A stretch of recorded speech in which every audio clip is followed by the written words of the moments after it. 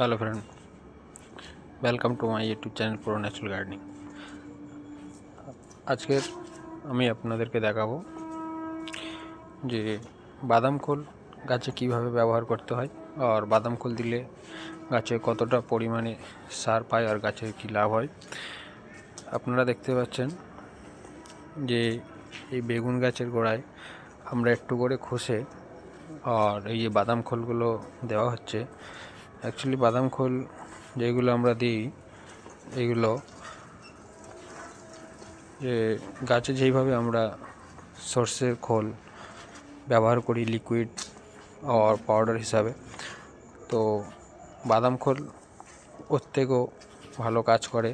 আর বাদাম খোলের মধ্যে কোনো ঝাঁঝ থাকে না আর কোনো সেরম কিছু টেম্পার থাকে না যে গাছকে ক্ষতি করে দেবে, যার জন্য আমরা বাদাম খোল এই যে বেগুন গাছের একদম কাছে আমরা একটু মাটি খসে আমরা দিয়ে দিচ্ছি। আর বাদাম খোল যে কোনো গাছে দিলে গাছে খুব ভালো খাবার হয়, গাছ খুব হেলদি বেড়ে যায়। আর আজকের আমি আর আমার দাদা বাগানে চলে এসেছি এই বাদাম খোলগুলো গাছে দেওয়ার জন্য। আর সব গাছে আমরা দিচ্ছি না, কারণ এর আগে আমরা কিছু সার দিয়ে রেখেছিলাম এই কপি গাছে আর আশেপাশে পুঁই শাক গাছে। তো আজকের খালি বাদাম খোলটা থাকবে এই বেগুন গাছের জন্য। আর একটা দুটো আমরা উচ্ছে গাছে আর একটা যে করলা গাছ আছে আর যে কুঁদরি গাছ আছে আমরা এইসব গাছে কিছু দিয়ে দেবো, কারণ এইসব শাকসবজিগুলো বাড়িতে খাওয়ার জন্য রাখা হয়েছে। তো যার জন্য আমরা বেশি কিছু কেমিক্যাল সার ব্যবহার করব না, কারণ এইগুলো আমরা খালি বাড়িতেই খাওয়ার জন্য শীতের শাকসবজি লাগানো হয়েছে। এই বাগানে বিশেষ করে 3 রকম কপি চাষ করা হয়েছে আর আরও গাঁদা ফুলের গাছ আর এইসব পুঁই শাক, লাউ গাছ, কুমড়ো গাছ, লঙ্কা গাছ, এসব বাড়িতে কাজে লেগে যায়। তো যার জন্য আমরা বেশি কেমিক্যাল সার ব্যবহার করব না। তো যতটা পারি আমরা অর্গানিক সার দিয়ে আমরা গাছকে যত্ন করি। আর এই বাদাম খোল দিলে গাছ তাড়াতাড়ি বড় হয়ে যাবে আর গাছে ফল শাকসবজি খুব ভালো হবে। আর এই যে বেগুন গাছগুলো দেখতে পাচ্ছি এগুলো হচ্ছে কাঁটা বেগুন, এর পাতা থেকে আর ডাল থেকে বেগুন থেকে পুরো ভরাই থাকে আর এইগুলো সাদা কাঁটা বেগুন বলা হয়। আর এইভাবে আমরা সব গাছে খোল দিয়ে দেবো। এই খোলটা দেওয়ার 3-4 দিন পরে যখন জল দিয়ে দেবো, দিলে আবার 3-4 দিন পর বা 1 সপ্তাহ পর ওই মাটিটাকে আবার আশেপাশে খুঁজে দিতে হবে।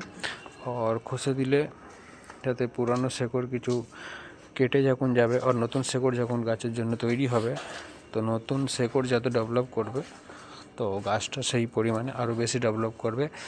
আর একটা গাছকে বসানো থেকে ফলের পর্যন্ত আমাদের যেতে লাগভাগ আমাদের 3 মাস টাইম লেগে যায়।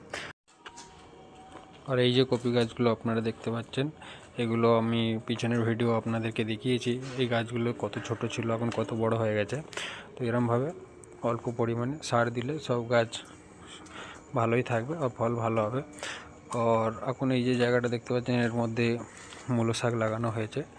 আগেও মূলো শাক লাগানো হয়েছিল, ওইগুলো তুলে খাওয়া হয়ে গেছে। আবার নতুন করে দাদা আবার বসিয়ে দিয়েছে।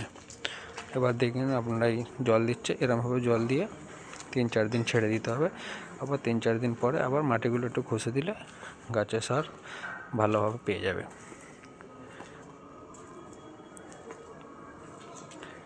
এরমভাবে সব গাছে জল দিয়ে দিতে হবে। তলার মাটি যেন ভালো করে ভিজে যায়, তলার মাটি যাতে নরম থাকবে গাছের শেকড় তত ডেভেলপ করবে। দেখুন এইভাবে, কারণ এটা অত বড় মাঠের জায়গাও নেই যে মেশিন দিয়ে জল দিতে হবে। তো এরকম কিছু কিছু গাছ লাগানো আছে যে মগে করে জল দিলে হয়ে যাবে। আর এই গাছগুলো যে আপনারা দেখতে পাচ্ছেন ছোট ছোট গাছগুলো, এইগুলো হচ্ছে বিনস গাছ, ছোট ছোট। এইগুলো আপনারা টবেও বসাতে পারেন, এইগুলো বাগানে বসানো আছে, টবের থেকে আরও বেশি ভালো হবে। এগুলো ওপরে লতানো গাছ নয়, এগুলো ঝাঁটি বিনস বলা হয়। এগুলো বেশি বড় হবে না, ঠিক লঙ্কা গাছের মতো সাইজ হবে, আর ফল খুব সুন্দর হবে এর মধ্যে। দোস্ত ভিডিও কেমন লাগলো আপনারা লাইক শেয়ার কমেন্ট করে জরুর বলবেন। ধন্যবাদ।